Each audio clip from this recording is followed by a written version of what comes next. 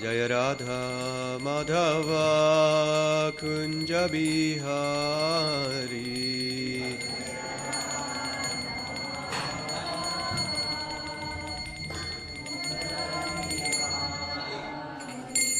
Jaya Radha Madhava Kunja Bihari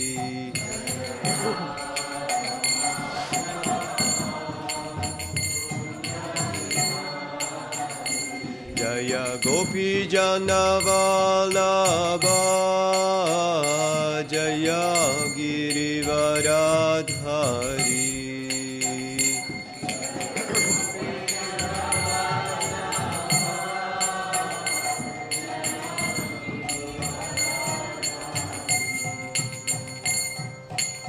Yashoda Nandana Braja Jana Ranjana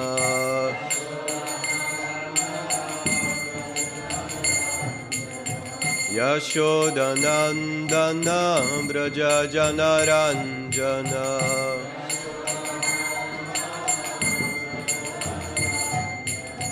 Yamuna Tira Vanachari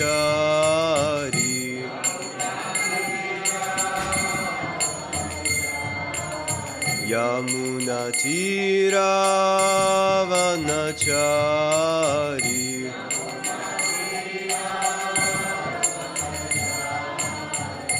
Jaya Radha Madhava Kunja Bihari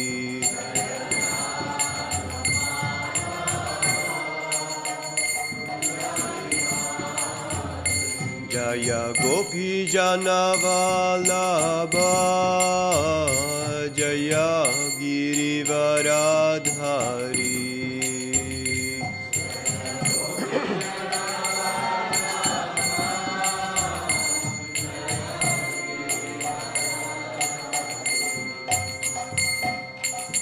Yashoda Nandana Braja Jana Ranjana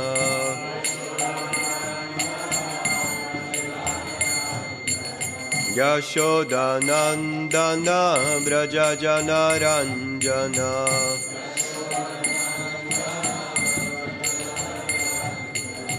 Yamuna Tira Vanachari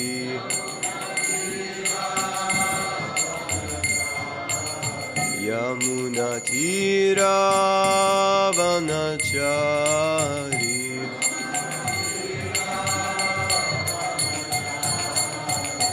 Jaya Radha Madhava Kunja Bihari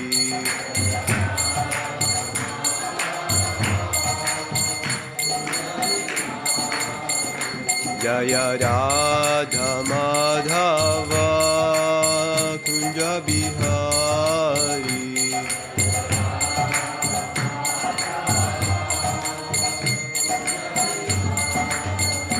Jaya Gopi Jana Vallabha Jaya Girivaradhari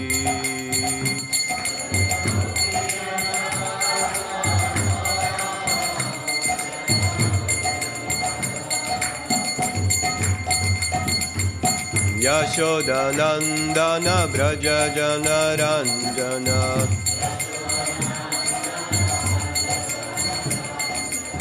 Yashoda Nandana Braja Jana Ranjana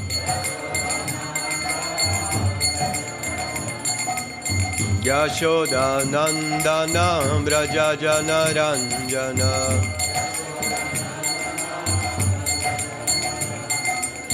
Yamuna Tira Vanachari Yamuna Tira Vanachari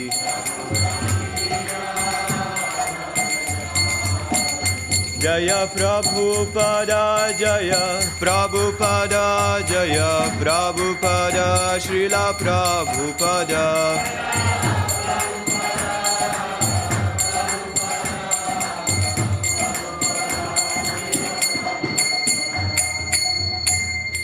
Srila Prabhupada ki Grantara Śrimad Bhāgavatam ki Nitai Gaura Premanande Om Namo Bhagavate Vasudevaya Om Namo Bhagavate Vasudevaya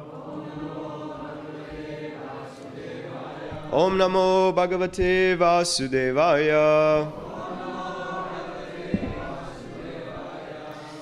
Hare Krishna. Good morning, everyone. Today we're reading from Śrimad Bhāgavatam. This is Canto 3, chapter number 11, calculation of time from the atom. And there will be verses 8 and 9. 9 is with a purport, and text 8 is without purport. So I'm just going to, on my own, chant text 8 and the translation, and then together we're going to go through text 9. Lagunivai samanmata dasa pancha chanadika tedve muhurta praharaha satyama saptavandrinam. Translation. 15 lagus make one nadika, which is also called a danda. 2 dandas make 1 muhurta, and 6 or 7 dandas make 1/4 of a day or night, according to human calculation. Text 9.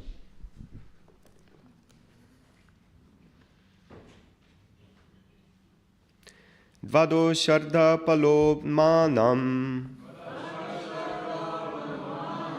Dvadar Shardha Palolanman Chaturbis Chatur Angulai Chaturbis Chatur Angulai Swarnamasa Krita Chidram Swarnamasai Krita Chidram Yavat prasta jala plutam Yavat prasta jala plutam Prabhus.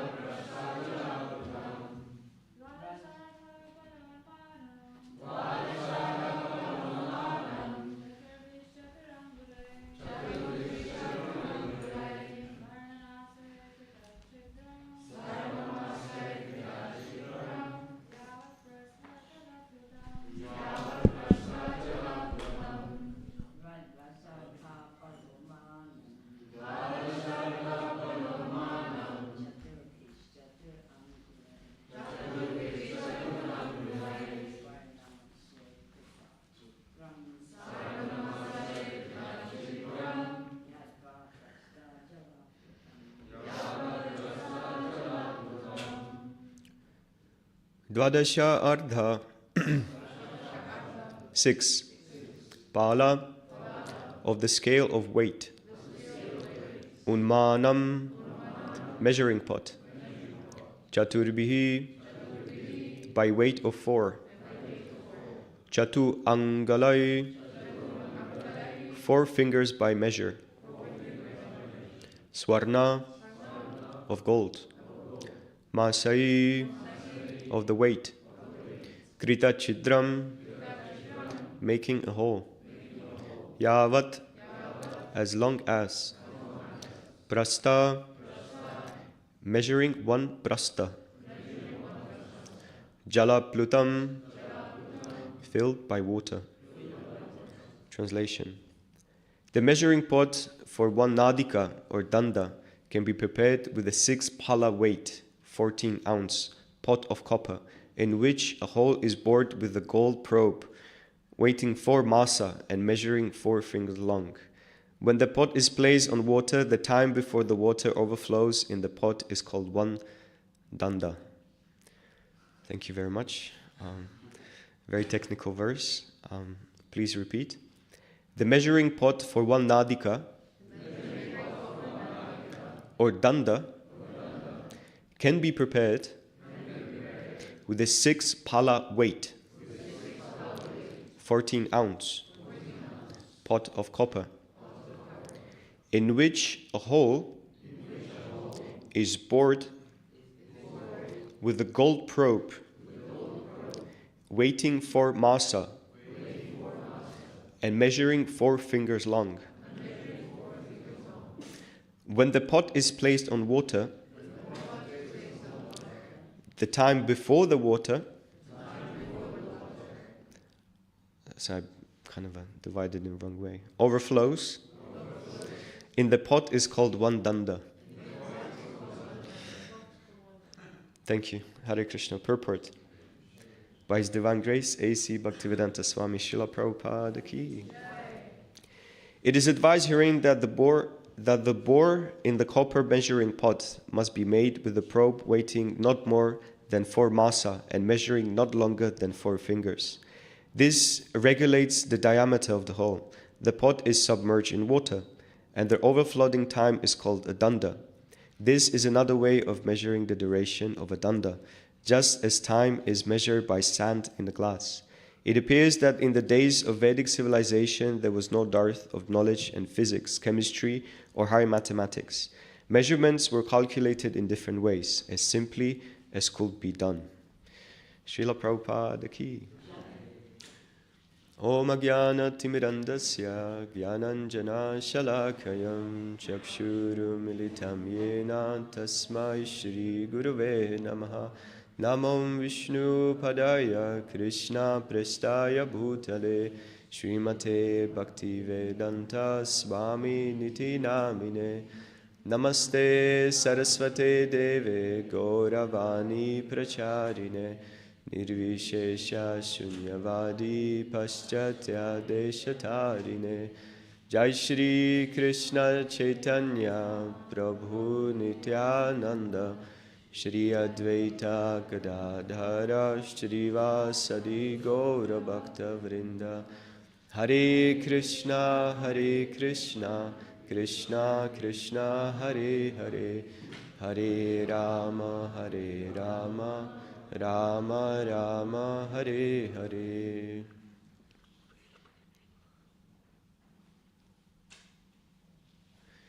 Hare Krishna. Before I start, I would like to request the blessings of all the assembled senior Vaishnavas, especially Murli Manohar Prabhu, Nishinga Kavacha Prabhu, Adi Guru Prabhu, Premarnava Prabhu, Premaniketan Prabhu, Prarjana Prabhu, Damasevana Prabhu, my senior god sister Janukanya Mataji, and all the known to me and unknown Vaishnavas being here present physically and being present online.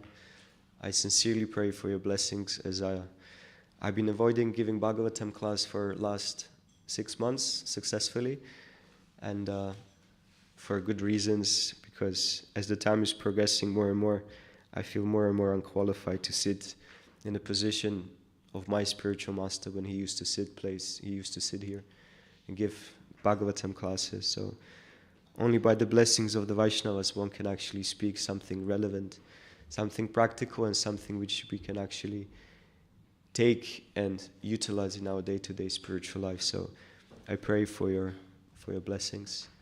Please accept my humble obeisances. Vanchakalpa turupyascha, kripa sindhubhya evacha, patitanam bhavinebhyo vaishnavabhyo namo namaha, anantakoti vaishnavvrindaki. So for those of you who are new and doing this Be a Monk challenge or exploring the pages of Śrimad Bhāgavatam, let me tell you one secret. We also don't know what is happening in this particular section. So, it's a very technical period, it's a very technical time, it's a very technical section of Śrimad Bhāgavatam, and I'm not going to pretend that I fully understand and fully absorbed these technicalities of how to actually measure time, because I don't. And I don't know how to drill a hole into a copper pot with the golden probe. So I'm not going to be pretending that I know how to do it, because I don't. But what I can pretend to say, or pretend that I know, is something about the application of time. We can see here that Prabhupada is presenting first and foremost the magnanimity of the Vedic culture, in the essence of presenting very eloquent and powerful elements which are day-to-day present in our life, and that is such as time. Here we can see that how in the Vedic culture they've been measuring time in a very interesting, unique, and most importantly in a very simplified way. Today there are whole factories, countries, nations, castes, almost civilizations of people which are focusing on the ability to measure time, and produce mechanics how to capture in a very unique fashion the measurement of time. Different brands of watches for many, many generations, they've been people trained, being born, living, studying, and absorbing themselves in the ways of how to measure and capture time.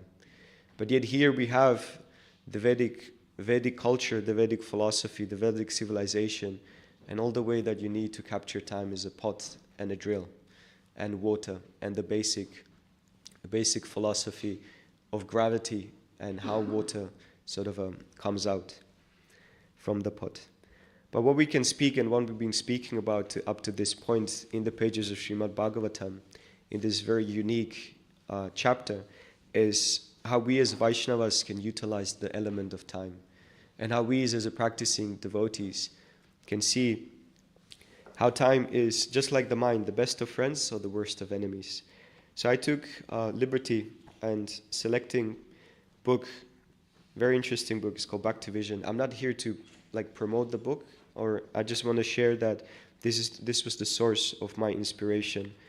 And it's a book by His Holiness Kadambakanana Swami Maharaj, and he doesn't cease to constantly impress me even after his physical departure by the depth and knowledge and his deep understanding of varieties of elements of Vedic tradition. So I would like to share with you a specific section from this book called Ecclesiastes. It's a very interesting verse. I think it was written by King David. I think it was a Christian king. Jewish king. And he wrote very interesting poetry which encapsulates, and we as practitioners of the Vedic philosophy can very much appreciate at least. It's called The Transformation of Time. It's a very lovely poetic understanding and puts time in perspective. What does it mean? To everything there is a season and a time to every purpose under the heaven. A time to be born and time to die. A time to plant and time to pluck up that which is planted. A time to kill, a time to heal. A time to break down, a time to build up. A time to weep and time to laugh. A time to mourn and time to dance. A time to cast away stones and time to gather stones together. A time to embrace, a time to refrain from embracing. A time to get, a time to lose. A time to keep, a time to cast away. A time to tear, a time to sue. A time to keep silence, a time to speak. A time to love, a time to hate. A time of war, a time of peace. So it's very interesting that in this material creation, time governs everything. A time waits for no man. In the material creation, in our day-to-day life, we see how within our tradition, how within spiritual life, there's a time to wake up, there's time to show up, there's time to put on tilak, there's a time to put your devotional attire, there's a time to greet the deities, there's a time to bow down, there's a time to chant, there's a time to worship great Vaishnavas, there's a time to worship Tulsi, there's a time to listen, there's a time to speak, there's a time to eat, and there's a time to fast. So in this material world, time governs everything, and time governs all of our spiritual activities. If you look in your life, you can say that this was the best time of my life, or you can say this was the worst time of my life. This is the best and most favorite part of my day, and this is the worst part of my day. There's a time when I'm stuck in traffic, and there's a time when I reach my destination. There's a time which I'm looking forward to, and there's a time which I wish I can avoid. So time is very much connected with moods, with emotions, and with what we call rasa. As we're going to be progressing, hopefully in this class, or at least the way I sort of designed it in my head, we can see how time has a very transformative element to it as well. Bhagavad Gita narrates there are different varieties of changes in our day-to-day life, in our life in general. There's a time to be born, there's a time to grow, there's a time to be sustained, there's a time to create offshoots or byproducts, there's a time to dwindle, and there's a time to die. So even this physical body is connected very much to time. In our youth, we have certain leeway and opportunities to be a certain degree frivolous and to make mistakes, to make bad choices, to do things which are not necessary.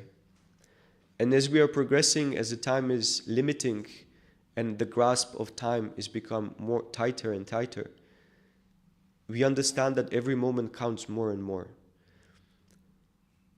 When we come to Śrimad Bhāgavatam classes and when we study Prabhupada's books, when we engage in absorbing the Vedic philosophy and the Vedic literature and the Bhakti Shastras, we understand that that time spent is a time of absorption, is a time which is utilized in such a way that we are able to digest the philosophy. And with that digestion is prompting us to actually also share that amongst others. So as our body is progressing, as our mind is connected with time, any decisions that we're making in our day-to-day life is based on the life experiences or our memories which we already lived through. So there may be some emotional situations in the past, and they are directing and navigating our today's decisions, therefore creating our futures as well.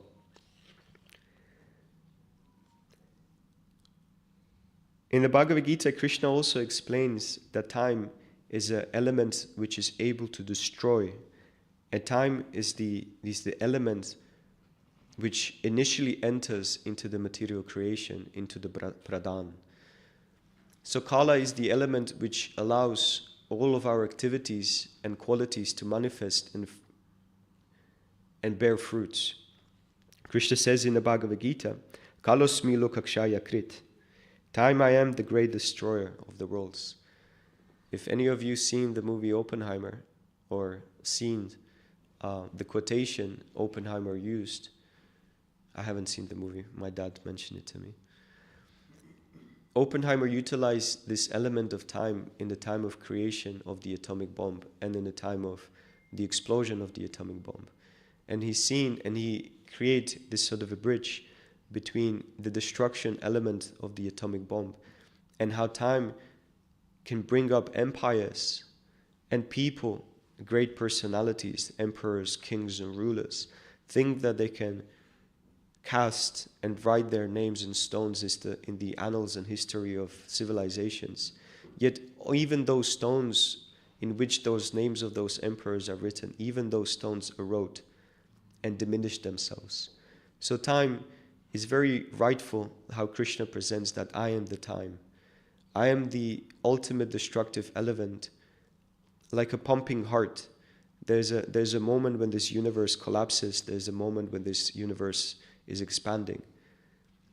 And the subjective element of time is that all of this creation happens in one inhalation and exhalation of Mahavishnu. But on the contrary, we are allocating to time. We are allocating all time. We measure time also with the investment of rasa, or in the investment of certain emotions and mellows. As I mentioned previously, the best time of my day is when I come back from work. The best time of my day is when I come back from book distribution, or the best time of the day when it's, I don't know, not raining and I can actually engage in Harinam Sankirtan. So time is the carrier and sort of a measuring element of rasa in the material world. But on the spiritual plane, on the spiritual platform, in the realm of Vaikuntha, in the realm of Goloka Vrindavan, in the realm of Krishna, the rasa is the principal, or the mellow, or the mood is the principal element, and the time is subservient to the element of emotion. So for instance, there's one very interesting, very beautiful book by His Holiness Shiva Maharaj, Damodar Janani. And in this book, Damodar Janani, there's a very nice description of the pastimes of little Krishna.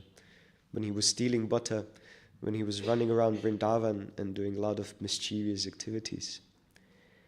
And one of the explanations of the Vaishnava acharyas, or the predecessors, is that the element of time becomes a servant of Lord, servant of God, servant of Krishna. It is said that it took only a flick of moment when Mother Yashoda, whilst churning or boiling the milk, for one moment she turned her attention to the milk, and then straight away the next moment she tried to look back and see what is actually Krishna doing.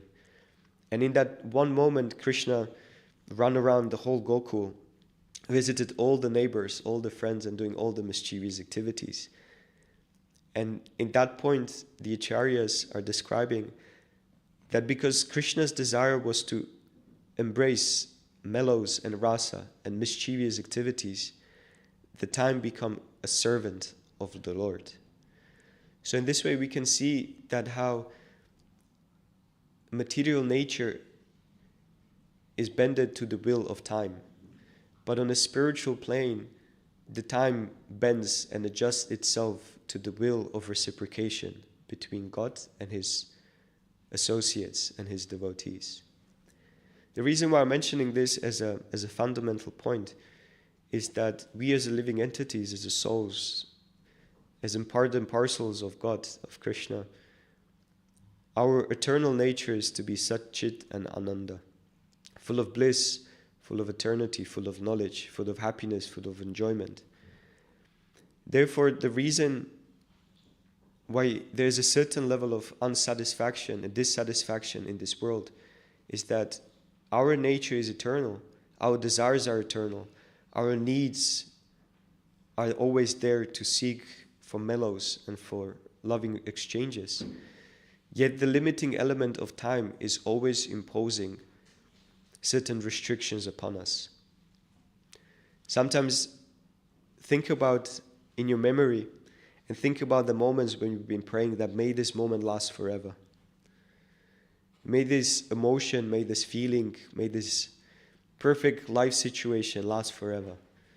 I truly desire this to be the almost like last moment of my life. That's how much intensity certain moments in our life can bring. Yet on the spiritual level, this is a reality. On the spiritual plane, the eternity of happiness and enjoyment may be froze, and time becomes a subservient element to facilitate the exchanges between God and His devotees. But on the material plane, the time is constantly imposing certain certain elements of limitation. Maybe I would like to ask you today, from the pages of Śrimad Bhāgavatam or different varieties of spiritual books, which pastime stands out the most for you particularly, where time is a key player, where time presents wisdom, when time presents certain knowledge and certain understanding? Which specific pastime stands out for you where time is very important factor or element in our understanding of, let's say, the process of devotion? Any particular pastime specifically for you that you feel that this is very interesting and this is very important? Maybe we can have a mic for the... Yes? Anyone would like to share? Damodar Prabhu? What comes to mind is the pastime of Bhishma Dev on the battlefield of Kurukshetra, when he waits for the sun to be at a certain position, and during that time he gives a discourse on bhakti. So grandfather Bhishma received a great boon, that he and him alone will make a decision when he will leave the material plane and when he will be sort of forced to evade the material body. And he utilized these last moments in a very unique and significant way. So Bhishma Dev utilized, to his full satisfaction and to the full satisfaction of the Lord and those which are assembled around him, and he utilized the time in a very right way by delivering philosophy which pacified specifically the mind and heart of King Yudhishthir. So time well spent. Yes? Adiguru?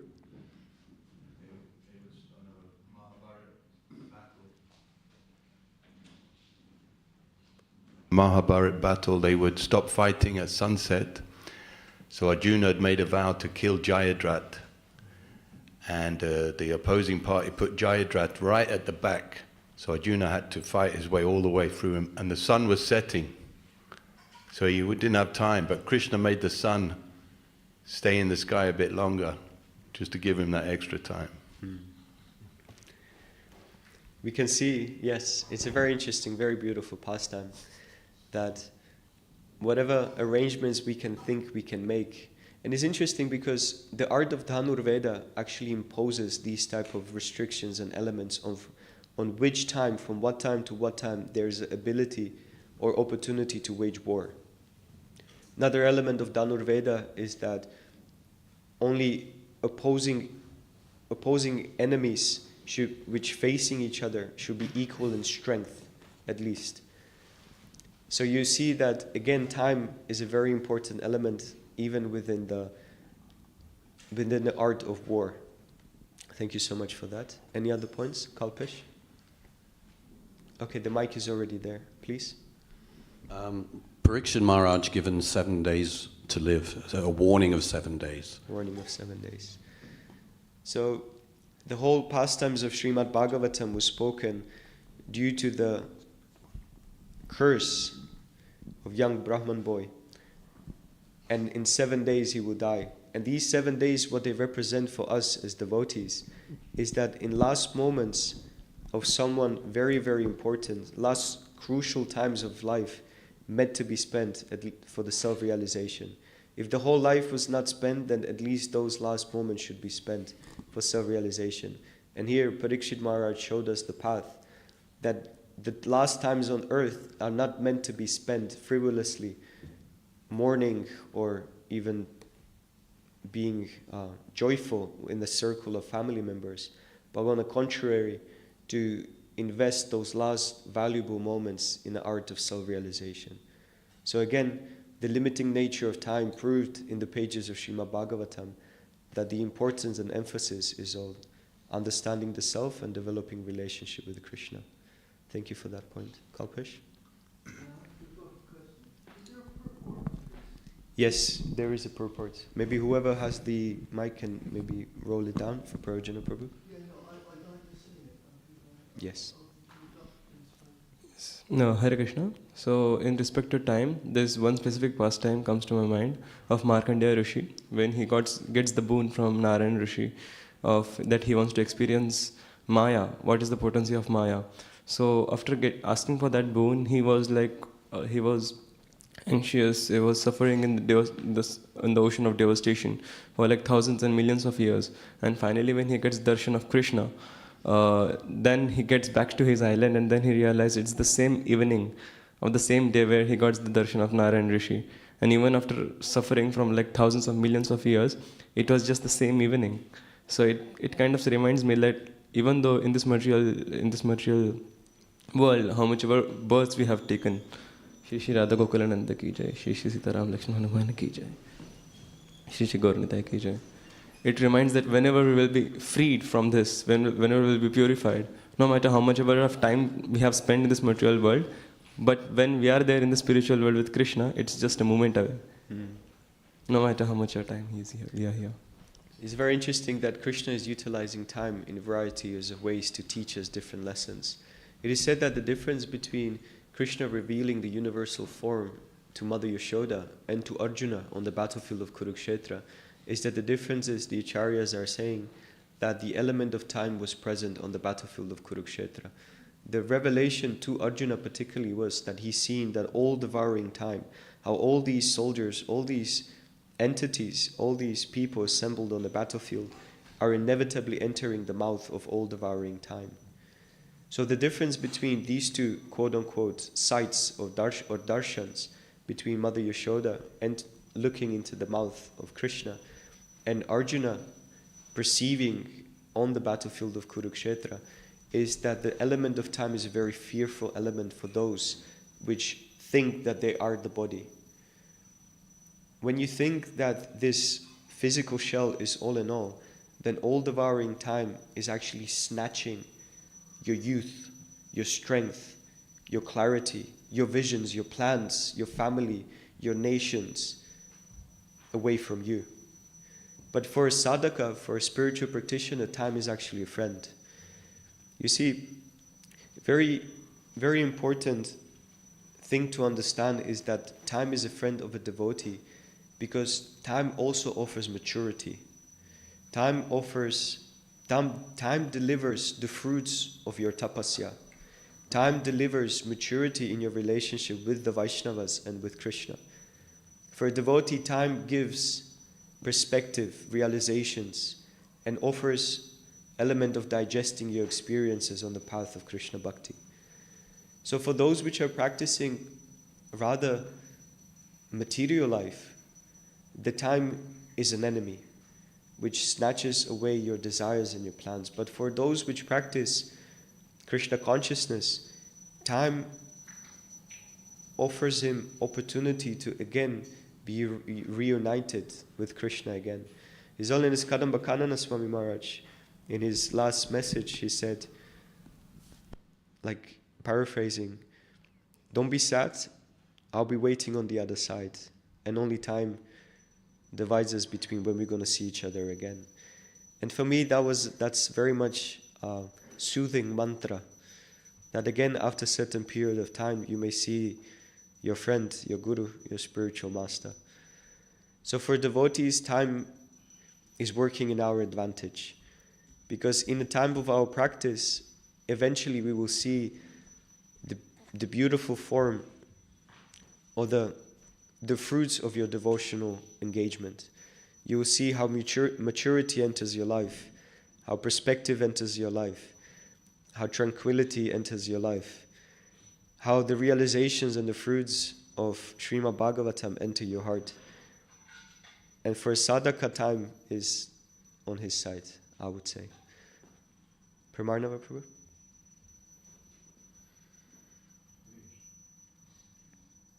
Yeah, just following up on what you just said. Yes, please. Yeah, it's true. Krishna slows time down for the devotees, just like when Uddhava went to Vrindavan.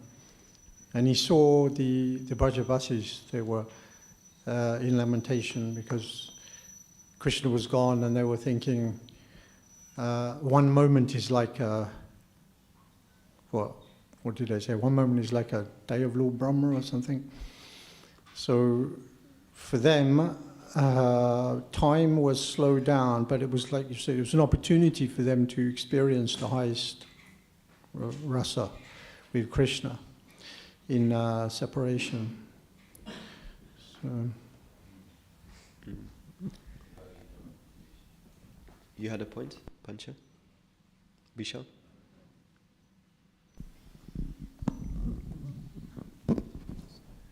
The duration of life is time. We are across different species of life, across different planets in the universe. So Brahma lives for, people in Brahma Loka live for 311 trillion years. Right now we live for 100 years. It's a lot of difference.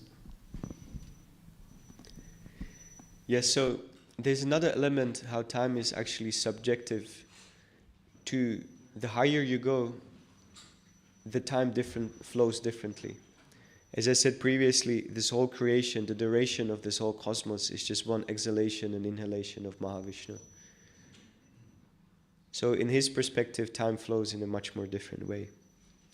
But again, bring down the point that we as practicing devotees, we should be able to utilize, just like Krishna says, that one who worships me with his intelligence by engaging in studying the spiritual scriptures. Another type of worship, or the way you can worship Krishna, is by engaging your time in a right way. Another way, because Krishna says, I am the time. So another way that devotee can worship Krishna is that he engages himself in thinking of Krishna, meditating on Krishna, chanting Krishna's name, serving the Vaishnavas, which are tadiyas of Krishna, which are belongings of Krishna. So in this way, if we are able to saturate time with being engaged in Krishna consciousness, that is a time well spent. That is a time which allows us to deeper penetrate the different layers of contamination imposed upon us by the material nature.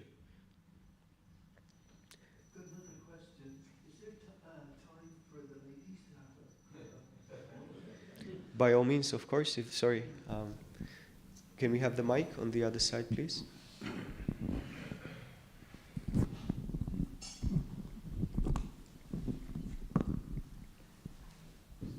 Hare Krishna. One of my favorite pastimes is when Akrura comes to get Krishna from Vrindavan, just because of his meditation on like how excited he feels that when he's gonna see Krishna and get to experience his association. And it said that it took the whole day, and Akrura didn't notice the movement of time because of his absorption in that meditation. And I remember Kadambakananda Maharaj, when he spoke about this once, he said that it actually doesn't take that long to get from Mathura to Vrindavan, but it's because of the absorption of Akrura that it's like the time was expanded for him to experience that mellow, that rasa. So I really liked that point. Nice. Thank you so much. Any other points, ladies, would like to share?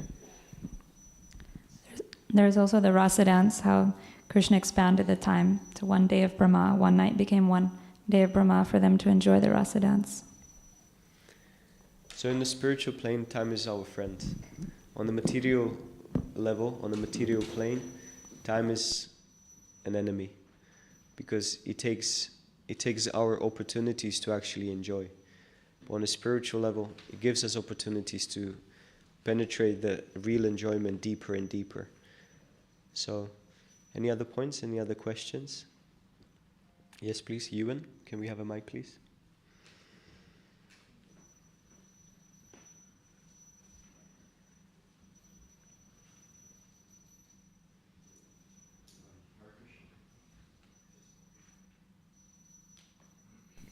Hare Krishna.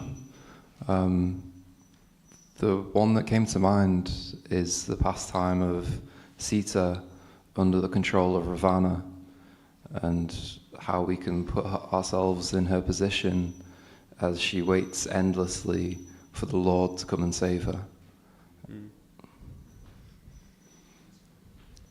So again, we can derive the same type of understanding that on the spiritual plane, even something which seemingly is as an obstacle or difficulty is an opportunity to meditate deeper on the personal relationship with Lord. Very nice, actually very nice pastime.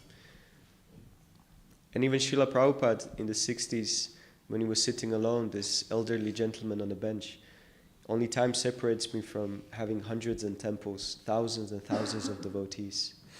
So just like there's only time which separates unripened mango on being a ripe mango, same thing, if devotees engage themselves in practicing Krishna Bhakti, only time separates them from having true mature fruit of the realization of the path of Krishna consciousness. So you can think about yourself, you can think about the path as the certain fruits of our character just at the process of maturing. And deeper and more longer you engage yourself in the process of chanting Hare Krishna, studying books, serving the Vaishnavas, performing active and practical devotional service, only time separates us when we're truly going to be realizing the sweetness of the process. It's definitely worth of the waiting period. It's definitely worth of time waiting. And waiting in faith. Waiting in faith, yes. Adiguru? So when the devotees are with Krishna, they're so in bliss, the time passes very fast. When they're not with Krishna, it's so miserable that their time passes very, very slowly. Very slowly. One moment is like a yuga. Yes. Panchatattva.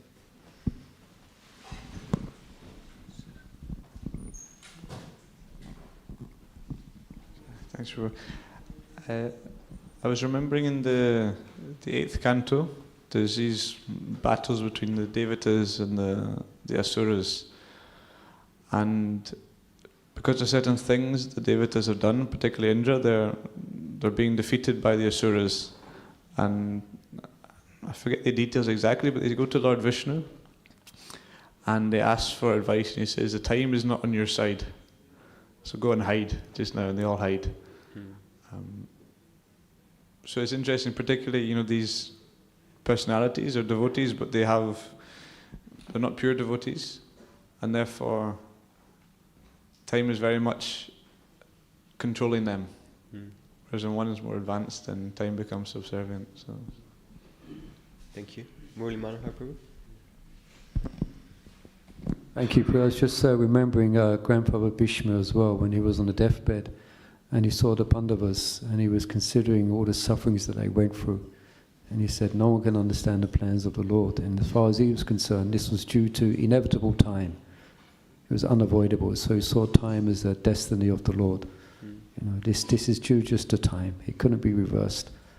And also there's a nice verse in the Śrimad Bhāgavatam, 2nd canto, chapter 3, text 17, the change of heart. I think some of us might know it. Ayo harati vaipumsam utyon astam tayan oso tashata yat sinom nitta uttama sloka vattaya. Both by rising and setting of the sun, it decreases the duration of life of everyone, except one who utilizes the time by discussing topics of the all-good personality of Godhead. That's Śrimad Bhāgavatam 2:3:17. Thank you so much for sharing. Last point, and we finished the class, is that the Vaishnavas have an amazing ability to also just judge the circumstances based on Kala Desha Patra, time, place, and circumstances. So Srila Prabhupada, he was an expert in delivering the exact message according to what needs to be heard, what needs to be delivered, what needs to be said. So time in the hands of a devotee is able to judge perfect timing to deliver perfect message. So we can just pray that we become servants of Krishna in the form of delivering the message in the perfect time, which will be perfectly received by the different practitioners. Taruna Prabhu. Hare Krishna. I was just thinking about Prabhupada when they were asking him, why you didn't come before? And Prabhupada said, you're not ready. And indeed, it was exact proper time. This hippie culture when arose to break from this mad prosperity, material life, and then spiritual sense is very strong. So it was right time, right person, and right method. Prabhupada said I was studying them to see how can I preach. And it's not like, for example, when Bhaktisiddhanta Saraswati, when he sent his disciples, they were very capable, very knowledgeable, devotional as well. But element of time was not also. They were proud, imperial, British. They didn't have this grasp to accept the message. But when Prabhupada came, it was right time, right person, right method, and there was explosion of Hare Krishna. And most of the degree of success is exactly that time factor when our movement started. So there's something to... Hare Krishna. Thank you for that last point. I'm just going to conclude that we can pray that as devotees we know how to utilize time to our favor and how to spend the time in the best way. And the best way is chanting Hare Krishna, Krishna Krishna, Hare Hare, Hare Rama, Rama Rama, Hare Hare. Thank you for your valuable time and for your attention. Thank you for tolerating me. Srila Prabhupada ki, Grantaraj Śrimad Bhāgavatam ki.